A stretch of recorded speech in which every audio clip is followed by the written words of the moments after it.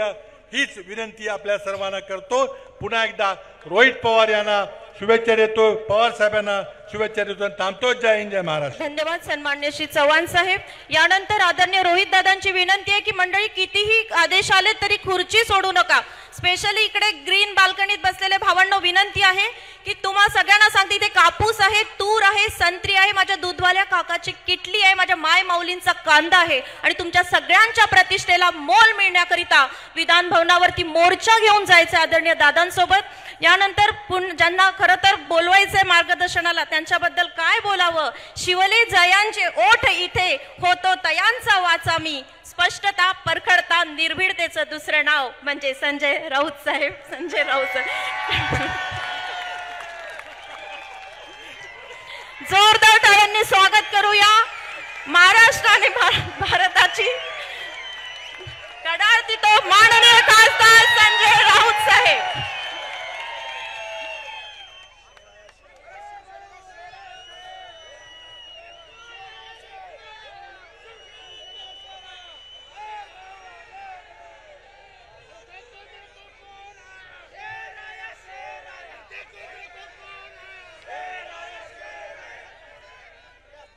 मला वाटलं शिवसेनेची सभा आहे।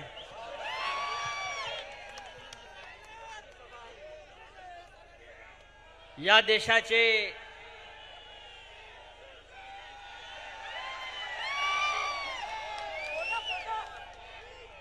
देशाचे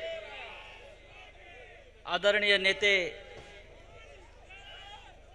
आपल्या सगळ्यांचे मार्गदर्शक शरद पवार साहेब, काँग्रेसचे ज्येष्ठ नेते दिग्विजय सिंगजी,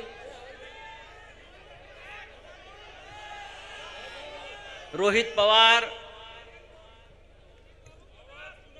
सुनील बाबू केदार, अजून काय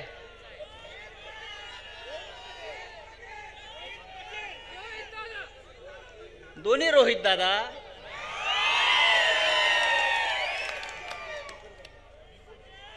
अनिल बाबू देशमुख, एकनाथराव खडसे, पृथ्वीराज बाबा चव्हाण आणि या व्यासपीठावरील सर्व मान्यवर, उपस्थित बंधू भगिनी आणि माता, आज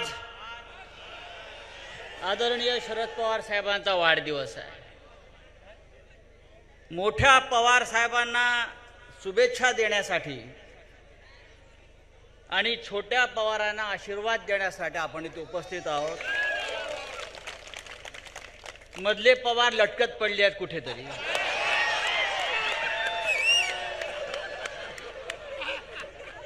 त्यांना लटकतच राहू द्या,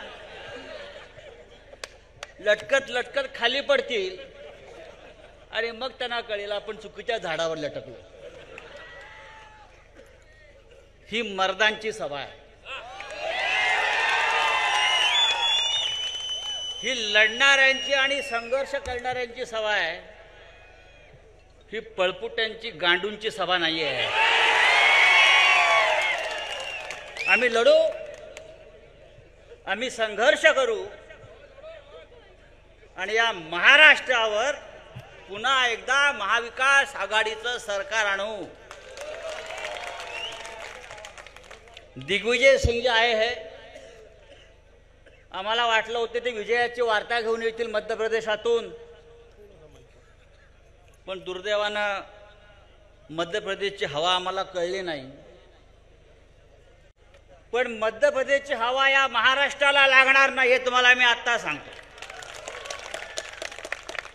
अजिबात नाही। हे तुमचे नरेंद्र मोदी,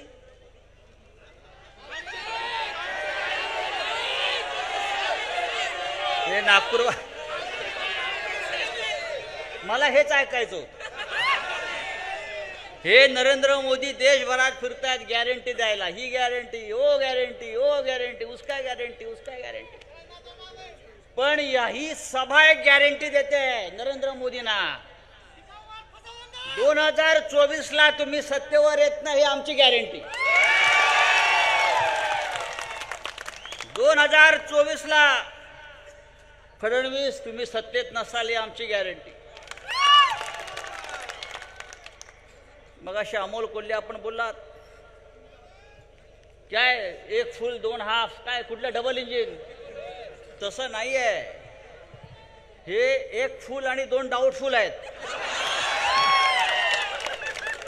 हे दोन्ही डाऊटफुल आहेत आणि यांच्यात फुल कोणीच नाही. याच्यामध्ये जर फुल कोण असतील तर माननीय शरद पवार आणि उद्धव ठाकरे साहेब,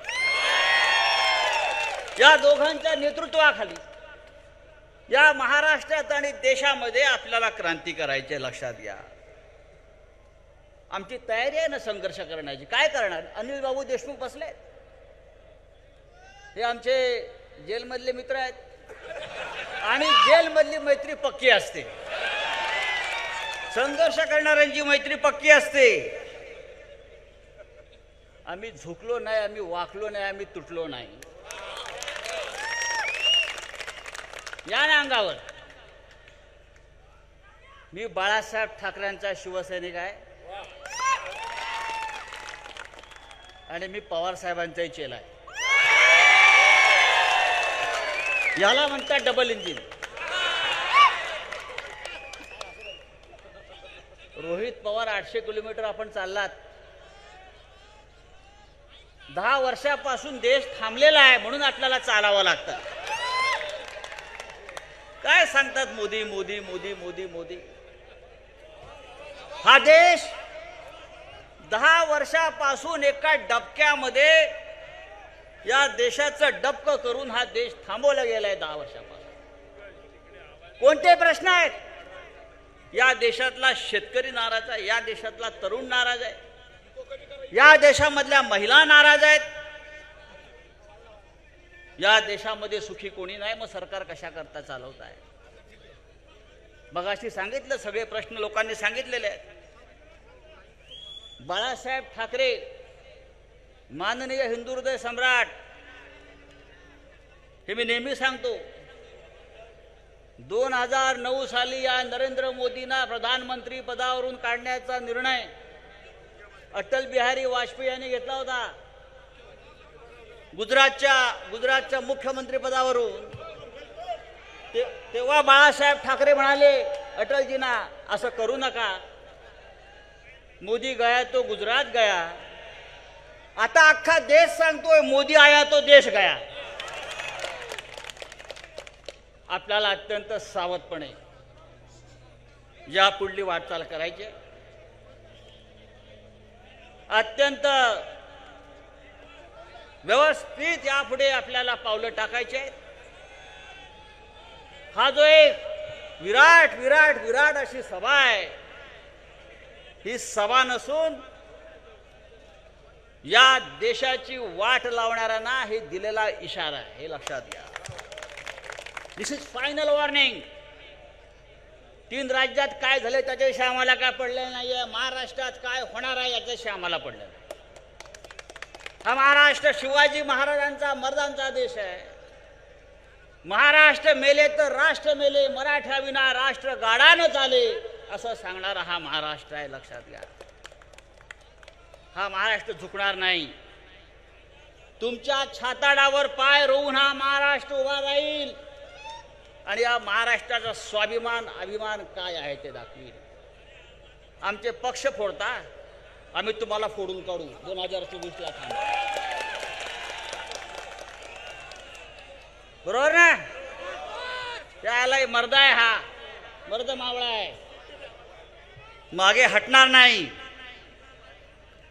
मी माननीय पवार साहेबांना एवढंच सांगतो, त्यांचं काय वय झालंय, काय वय झालंय म्हणताय. आमच्या बाळासाहेब ठाकरेंचं सुद्धा वय झालं नव्हतं आणि पवार साहेबांचं वय झालेलं नाहीये. ती कुसुमाग्रजांची एक कविता आहे, कुसुमाग्रजाची एक कविता आहे. काय मोडला असेल घर, मोडला असेल संसार, काय आहे ते पाठीवर हात ठेवून फक्त लढ म्हणा. तुम्ही फक्त आम्हाला लढायला सांगा. हे राज्य, हा देश सदैव लढणाऱ्यांच्या मागे उभा राहतो.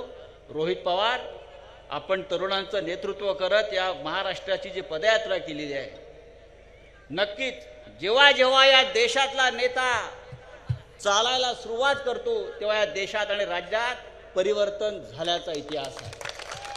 ही परिवर्तनाची सुरुवात आहे. आपण सगळे एक आहोत. महाविकास आघाडी म्हणून एक आहोत, इंडिया अलायन्स म्हणून एक आहोत आणि मराठी माणूस म्हणून एक आहोत. जय हिंद, जय महाराष्ट्र. धन्यवाद सन्मान्य श्री संजयजी राऊत सर. यानंतर ज्यांच्या मार्गदर्शनाची उत्सुकता लागलेली आहे, आजच्या कार्यक्रमाचे विशेष अतिथि माननीय श्री दिग्विजय सिंह जी साहब. आप भी सोच रहे होंगे कि इतने दूर से मुझे भी क्यों बुलाया, पवार साहब है, सब लोग हैं, लेकिन मां नर्मदा परिक्रमा आपने निकाली थी, जिसका आदर्श से लेते हुए भारत जोड़ो यात्रा निकली और इसके पश्चात हमारे रोहित भैया ने संघर्ष यात्रा निकाली. इसी के पश्चात मैं आपसे अनुरोध करूंगी कि मार्गदर्शन करने हेतु एवं आशीर्वाद देने हेतु जोरदार तालियों की गूंज के साथ हम आमंत्रित करेंगे माननीय दिग्विजय सिंह जी.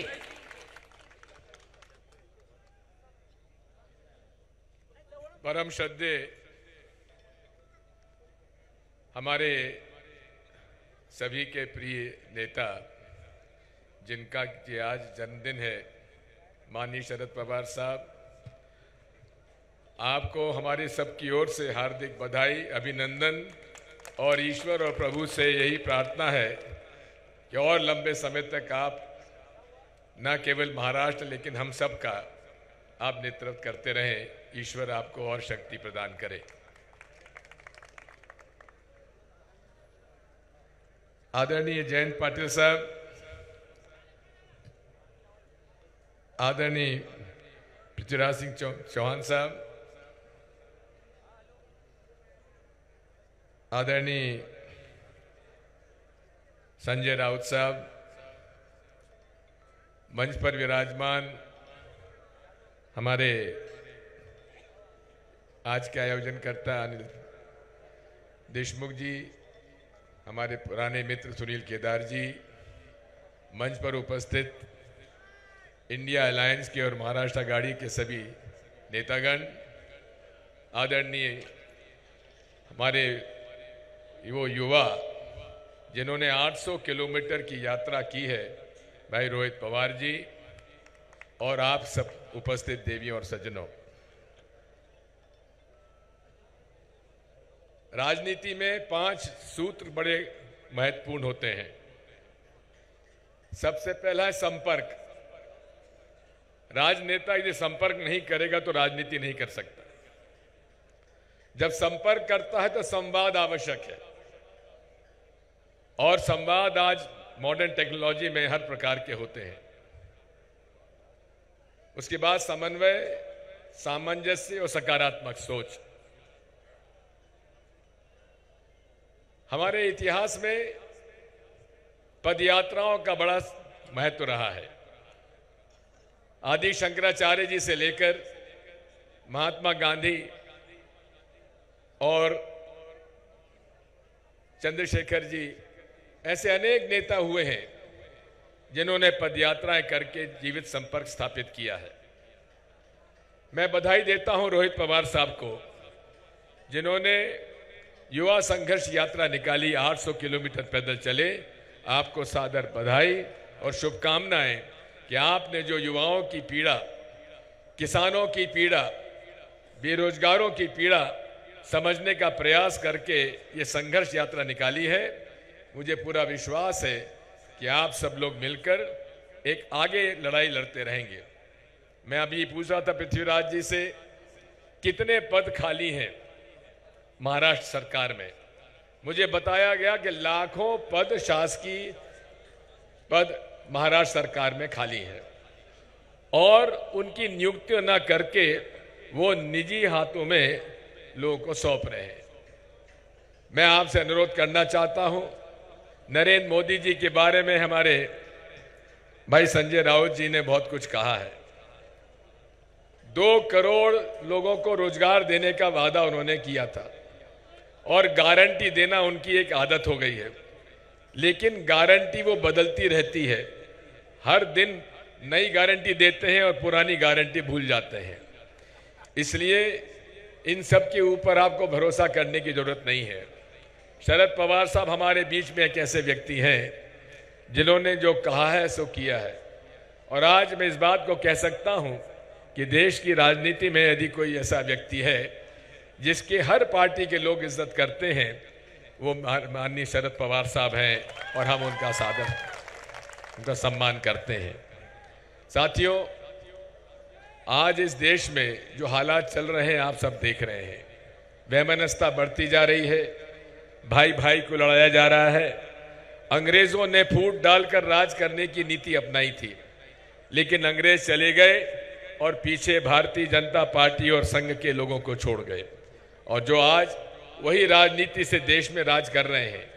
हिंदू और मुसलमानों को लड़ाया जाता है, धर्म को आधार मानकर लोगों में नफरत पैदा की जाती है।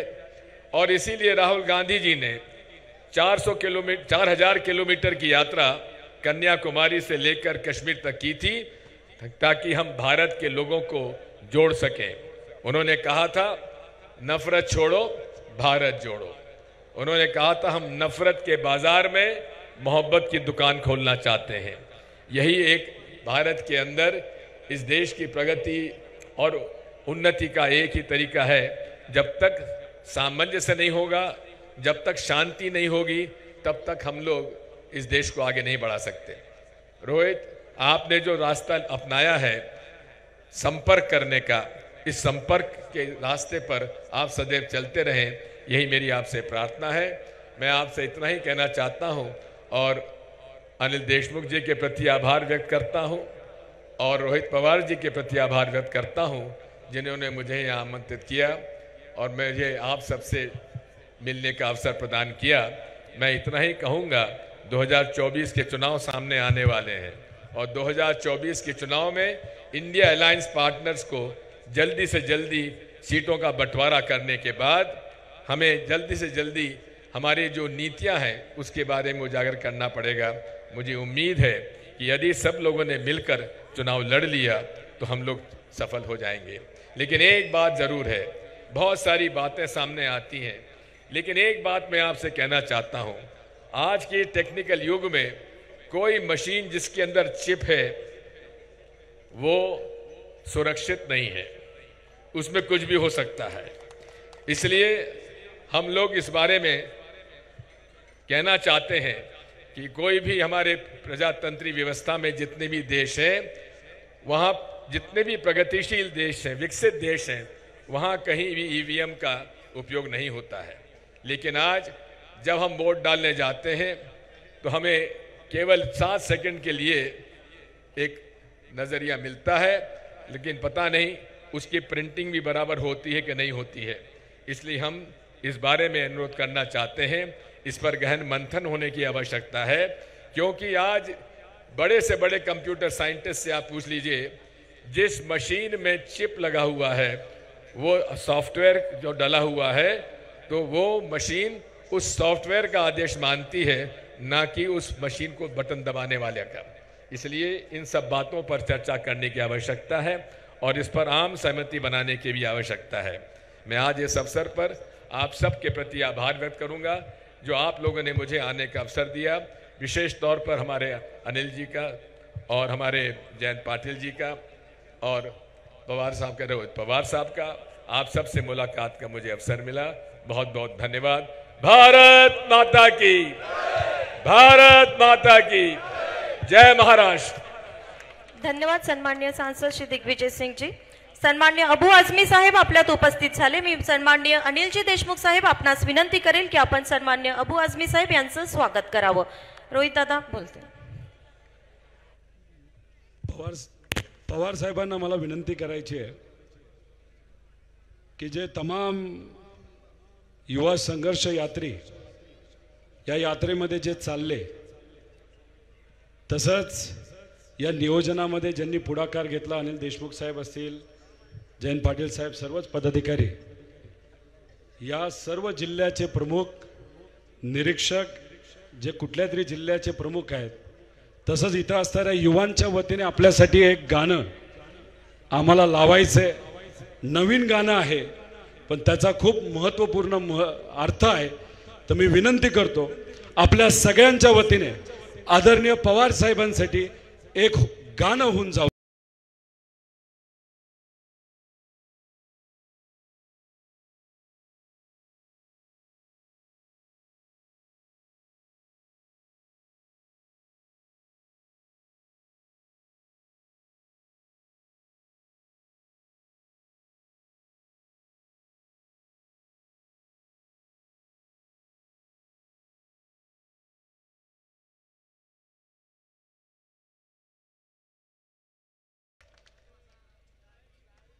अहो गाणं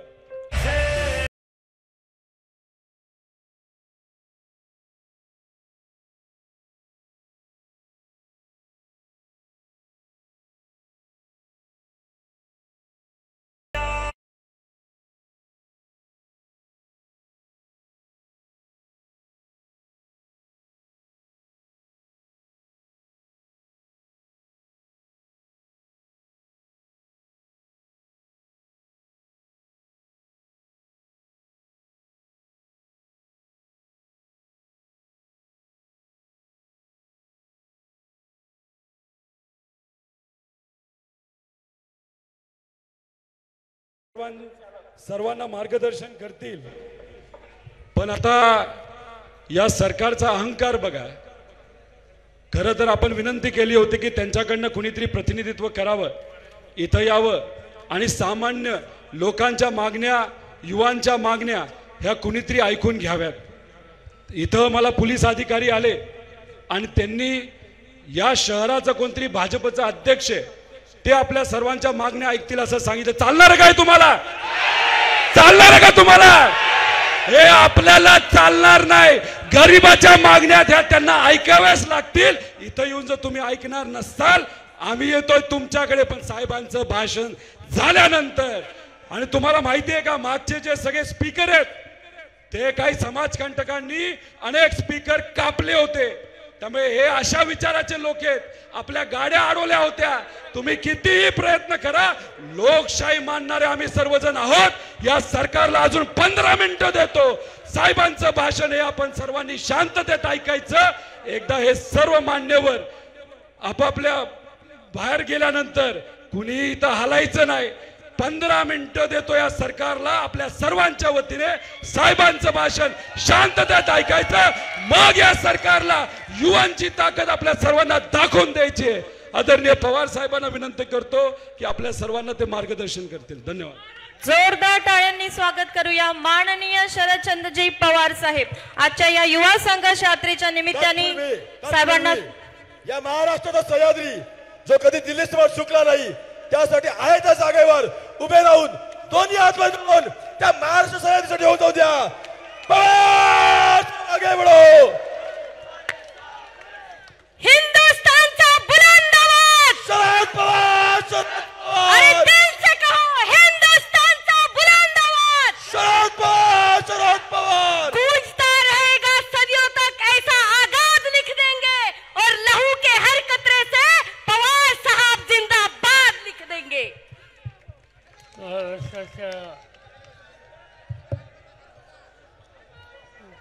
महाराष्ट्राच्या इतिहासामध्ये ज्याची नोंद होईल अशी या ठिकाणी आयोजित केलेली युवा संघर्ष यात्रा आणि त्याच्या पाठीमागची प्रेरणाशक्ती रोहित पवार, रोहित पाटील, हजारोंच्या संख्येनं त्यांना शक्ती आणि प्रोत्साहन देणारे संघटनेचे सगळे सहकारी आणि उपस्थित बंधू भगिनी, एक अत्यंत महत्त्वाचा कार्यक्रम रोहित आणि त्यांच्या सहकार्याने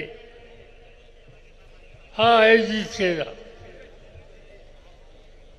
800 किलोमीटरचा प्रवास, 32 दिवसाचा कालावधी, 10 जिल्हे, 20 तालुके, 400 गावं आणि रोजच्या रोज कमीत कमी 25 किलोमीटर हा प्रवास आणि 2 लाखांपेक्षा अधिक सामान्य लोकांशी थेट संवाद अशा प्रकारचं काम या यात्रेच्या वतीतून झालं. दिग्विजय सिंगांनी आता बोलत असताना सांगितलं, संबंध देशाचा इतिहास बघितला तर 2 लोकांनी असा कार्यक्रम घेतला आणि राबवला. एक राष्ट्रपिता महात्मा गांधी आणि 2 चंद्रशेखर, एकेकाळचे देशाचे प्रधानमंत्री. आणि या राष्ट्रीय नेत्यांच्यासाठी त्यांच्याकडून प्रेरणा घेऊन आज हा यात्रेचा कार्यक्रम या ठिकाणी तरुणांनी आयोजित केला. कशासाठी केला?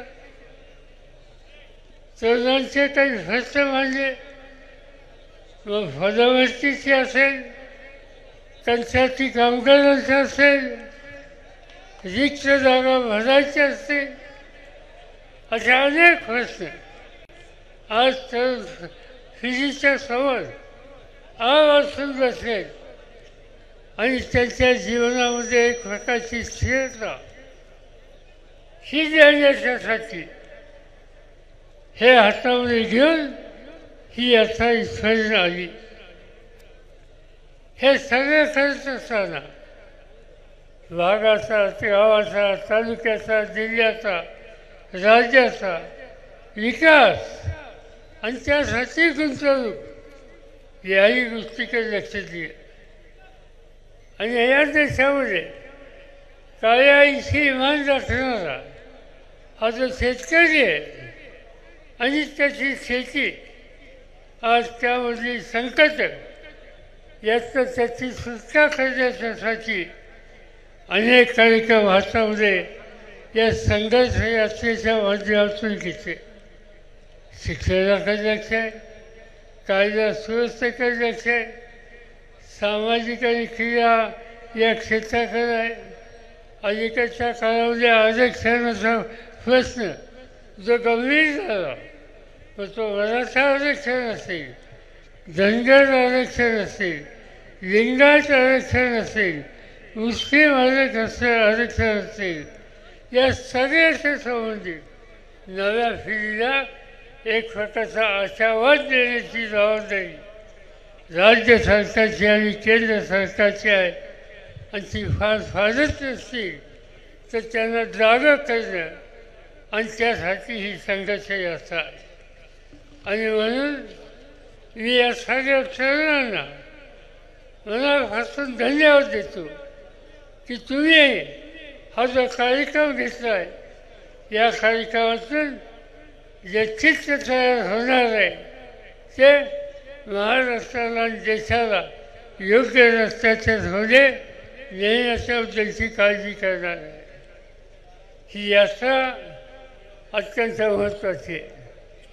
मी एकदा यात्रा काढली होती जळगावपासून नागपूरपर्यंत, आणि मला आठवतं की यात्रा म्हणजे शेतकऱ्यांच्या मागण्यासाठी केली होती. अनेक लोक त्याच्यामध्ये होते. हर्षवर्धन देशमुख या ठिकाणी आहेत, ते त्या ठिकाणी होते. पण त्यातलं एक ऐतिहासिक काम काय झालं, देशाच्या स्वातंत्र्यासाठी ज्यांनी प्रचंड कष्ट केले आणि महाराष्ट्र राज्य झाल्याच्या नंतर या राज्याचे पहिले मुख्यमंत्री म्हणून ज्यांनी नेतृत्व केलं ते यशवंतराव चव्हाण आणि मी स्वतः हर्षवर्धन आणि अनेक सहकारी. मला आठवतं आहे आम्ही निघालो जळगावात, यायचं होतं नागपूरला, पण अमरावती जिल्ह्यामध्ये फोरा हे गाव चांदूर आणि फोरा याच्या मध्ये तिथं चव्हाण साहेबांना आणि आम्हाला लोकांना अटक केली. अटक करून यशवंतराव चव्हाणांनी एक गोष्ट मला सांगितली की त्यांना मला अटक केली, एका एसटीच्या गाडीत बसवलं आणि आम्हाला भंडारला नेऊन तिथल्या जेलमध्ये ठेवलं. मी चव्हाण साहेबांना प्रश्न विचारला की तुम्ही संरक्षण मंत्री होता, परराष्ट्र मंत्री होता, तुम्ही अर्थमंत्री होता, तुम्ही मुख्यमंत्री होता, तुम्ही एसटीत कधी बसलाय का? त्यांनी सांगितलं एसटीत बसलो. ज्या वेळेला राज्यामध्ये होते त्या एस टीची स्थापना झाली, पहिल्या बसचं उद्घाटन झालं. त्या उद्घाटनाच्या कार्यक्रमामध्ये मी एस टीमध्ये बसलो आणि त्यानंतर पोलिसांनी आता मला एस टीत बसवलेलं आहे. सांगायचं तात्पर्य असं की असा काही इतिहास घडत असतात. त्यावेळी जी आपली काळजी असते की कापसाला चांगली किंमत ही मिळावी यासाठी होती, शेतीमालाच्या किमतीसाठी होतं. आणि त्यावेळेचे राज्यकर्ते याच्याकडे लक्ष देत होते आणि म्हणून ही दिंडी काढली. आणि त्या दिंडीचा परिणाम याच नागपूर शहरामध्ये हजारोच्या संख्येने कास्तकार जमले आणि त्या सामुदायिक शक्तीच्या नुसार राज्याच्या मुख्यमंत्र्यांना बाजूला व्हावं लागलं आणि हे प्रश्न सोडायला लागले. आज या सर्वांनी हा कार्यक्रम हातामध्ये घेतला. त्या कार्यक्रमाच्या माध्यमातून एक इशारा दिला की बाबांना या मागण्या आम्ही केल्या, ह्याच्यात स्वतःचा स्वार्थ नाही, त्याच्यात शेतकऱ्याचं हित आहे, तरुणांचं भवितव्य आहे आणि त्यासाठी तुम्ही सहकार्य करा. आम्ही सामंजस्याने या ठिकाणी सहकार्य करायला तयार आहोत. पण सामंजस्य आणि सहकार्य या दोन्ही गोष्टी दाखवल्यानंतर जर तुम्ही या कामाकडे डोकं बघत नसाल तर ही युवा शक्ती, जबरदस्त युवा शक्ती काय करू शकते हा इतिहास या ठिकाणी निर्माण केल्याशिवाय आम्ही राहणार नाही. हा कार्यक्रम या ठिकाणी घेतलेला आहे आणि म्हणून या सगळ्या तरुणांचं मी अभिनंदन करतो. मला माहिती आहे इतक्या दिवसाचा प्रवास, पाय कसे दुखतात, पायाला फूल कसे येतात, या सगळ्या गोष्टी आम्ही अनुभवल्या. पण आनंद हा आहे की सहभागी झालेले चेहऱ्यासुद्धा कधी दुःख दाखवलं नाही आणि जिद्दीनं हा घेतलेला कार्यक्रम रोहितच्या नेतृत्वाखाली आम्ही पूर्णच करणार ही एक नवी दिशा तुम्ही दाखवली. त्याबद्दल तुम्हा सगळ्यांचं मी अभिनंदन करतो. जो कार्यक्रम तुम्ही घेतला आहे त्याच्यामध्ये जर तुम्हाला